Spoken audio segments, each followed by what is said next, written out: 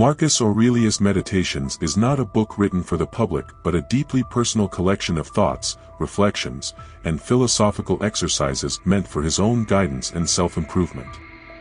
This is what makes it one of the most authentic sources of Stoic wisdom. The Roman emperor, ruling from 161 to 180 AD, faced immense challenges, wars, betrayals, personal losses, and the overwhelming burden of ruling an empire. Yet he used Stoicism as his guiding force, reminding himself constantly to remain calm, rational, and virtuous despite external circumstances. The entire book revolves around one fundamental idea: we do not control external events, but we do control our own responses to them. This is the foundation of Stoic thought, repeated in various ways throughout Meditations. Marcus begins by acknowledging the people who shaped him, from his father's integrity and work ethic to his mentors who taught him kindness, rational thinking, and the importance of self-discipline.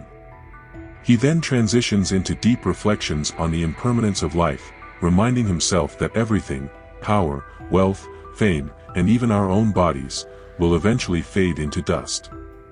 This realization is not meant to be depressing but liberating, as it teaches us to focus on what truly matters, living with virtue. He frequently reminds himself that death is inevitable, and rather than fearing it, one should embrace it as a natural process, just like birth. To be afraid of death, he argues, is as irrational as being afraid of the changing of seasons. This perspective allows him to detach from the fear of loss, pain, and suffering, understanding that everything is temporary, and the only thing we truly own is our character. The key lesson throughout Meditations is the idea that our thoughts shape our reality. If we believe something is unbearable, it will feel unbearable, but if we train our minds to see events as neutral and focus only on how we react, we reclaim control. Marcus constantly reminds himself that no external event can truly harm the soul unless we allow it to. The insults of others, failures, obstacles, all are meaningless unless we assign them negative meaning. He uses the analogy of a rock thrown at a fire. Instead of extinguishing the fire, the rock is consumed by it, making the fire even stronger. This is how we should treat hardships, using them as fuel for our inner strength. He stresses the importance of remaining indifferent to praise and criticism, as public opinion is fickle and unreliable. What matters is not what others think of us, but whether we are living according to our principles.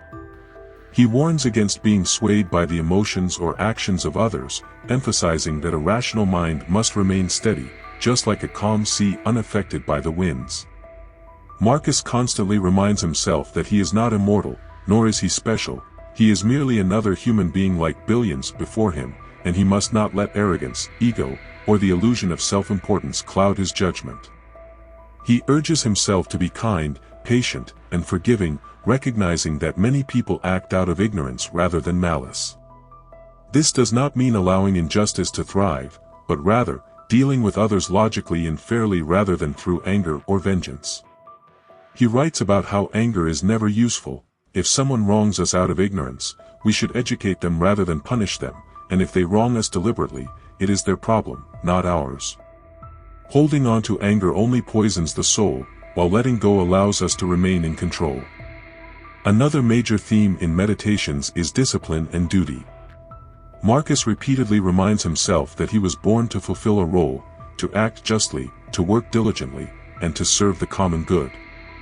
He warns against the temptation of laziness, self-indulgence, or excessive comfort, believing that a life of virtue requires effort and perseverance. He compares life to a soldier's duty. Just as a soldier cannot complain about having to go to battle, a human being should not complain about the challenges of daily life, as overcoming them is part of our purpose. He urges himself to wake up early, fulfill his responsibilities, and live each day as if it were his last, always striving to be the best version of himself. He acknowledges that external success is meaningless if it is not accompanied by inner peace, and the only way to achieve this is through rational thinking and moral integrity. He repeatedly tells himself to live in the present moment, not worrying about the past or future. The past is unchangeable, and the future is uncertain, so wasting energy on either is pointless. Instead, he advocates for focusing entirely on the task at hand, performing every action with excellence and mindfulness. He compares life to a play. Whether our role is short or long does not matter. What matters is how well we perform it. He also reflects deeply on nature and the interconnectedness of all things. He believes that everything in the universe follows a natural order, and we should not resist this but rather accept and align ourselves with it. This means accepting misfortunes, hardships, and even death as natural occurrences rather than personal injustices. He sees himself as a small part of a vast cosmic structure, recognizing that his individual worries are insignificant in the grand scheme of the universe. This cosmic perspective allows him to detach from personal struggles and take life as it comes, responding with wisdom rather than emotion. One of the most powerful aspects of meditations is Marcus' commitment to self-improvement. Despite being the most powerful man in the world at the time, he constantly criticizes himself, urging himself to be better, more patient, more rational, and more disciplined. He acknowledges his own flaws, weaknesses, and temptations, using philosophy as a tool to correct them. He reminds himself not to waste time on trivial pleasures, gossip, or unnecessary luxuries, as these do not contribute to real happiness. True contentment, he argues, comes from living in accordance with reason and virtue, not from external pleasures. Even when he is surrounded by wealth, he sees material things as insignificant compared to the development of his character. He practices negative visualization, imagining worst-case scenarios in order to mentally prepare himself for hardship, a technique still used in Stoicism today. He understands that suffering is inevitable, but how we respond to suffering determines our strength. Meditations is ultimately a guide on how to live well despite external chaos, and its lessons are just as relevant today as they were nearly 2,000 years ago. In a world of distractions, anxiety, and endless desires, Marcus Aurelius teaches us that the key to happiness is within our control.